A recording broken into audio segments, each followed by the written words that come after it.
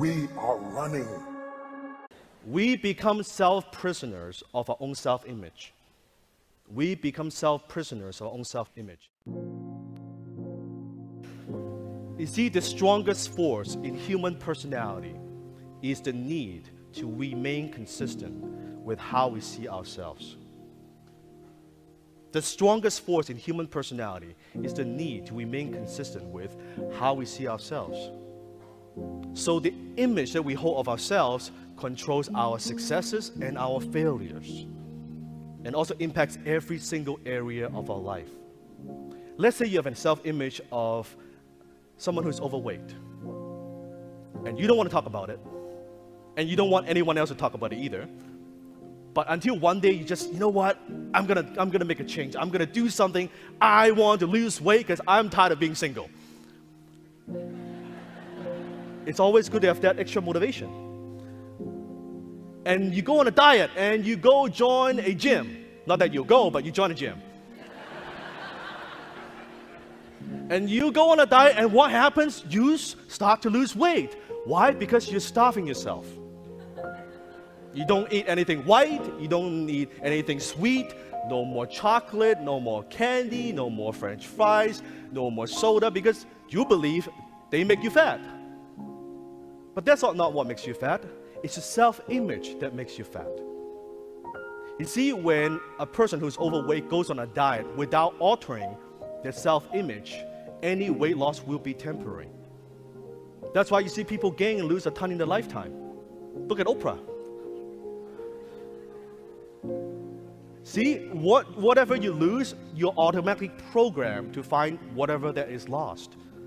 When you step on the scale, when you start to lose weight, you look at the scale, that's not really me. Not consciously, but subconsciously. That's not who I am. I don't deserve this. And then, bam, you put the weight right back on. Now, everybody go ahead, touch your chin. Just go ahead, touch your chin. Everybody say, isn't that interesting? We become self-prisoners of our own self-image.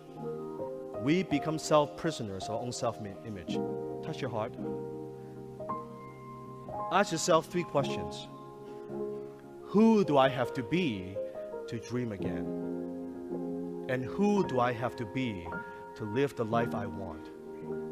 And who do I have to be to produce the results I want? Yes, that's the question. Who do I have to be to produce the results I want? When you have the answers to these questions, you will have the key to make your great ideas succeed. But show me your friends now and I'll show you your future. And most of the guys, not just watching this program, but most of the guys and gals on the planet, let's go out and have a drink after work. You don't say, oh, well, he's a high performer. That's not how you pick the group, is it? What are some of your other good habits before we move on? Well, you already said working out, no tacit approval. Clean my Sam Walton's sundown rule. That means that before he left the office every day, until he died, until he got sick, everything on his desk, every message that came in, letter, etc. I don't think he was into emails. He answered. If nothing more, he had one of his assistants, same as I do, get back and say, Brian, Mr. Pena saw your message, and he'll get back to you by the day after tomorrow. At least he's saying he got the message, but he didn't have time to answer it right now. So I clear my desk, Sam Walton's sundown rule, every day. And some days, I normally go to sleep between 11:30 and 12. But the days that you get emails, or people that get emails from me at 1:30, 1:45, or 2, it's because I was implementing Sam Walton's sundown rule. So that's a great habit. Sounds like over-communicate. That's what you do.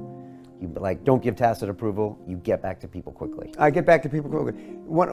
In that line, I can't begin to tell you how many times I get through one of my 3 assistants, or personally, I couldn't believe how quickly he got back to me. Now, I once timed, this is a lot of years ago, one of the big guys that runs one of the big banks here in the city, 69 days to get back to me. The President of the United States shouldn't have to take 69 days to reply. And it was a yes or no. It wasn't some thing he had to think through. I jumped on that. I mean, I remember Sally and I took him out to dinner. It took me another 4 or 5 months to get a dinner. And then I got up before dinner and made him pay. I got up, normally, you know, that's not how I do it. But Sally, we got to go. Well, the check's not here, so he'll take care of it, don't worry. He brought 3 of his stooges anyway.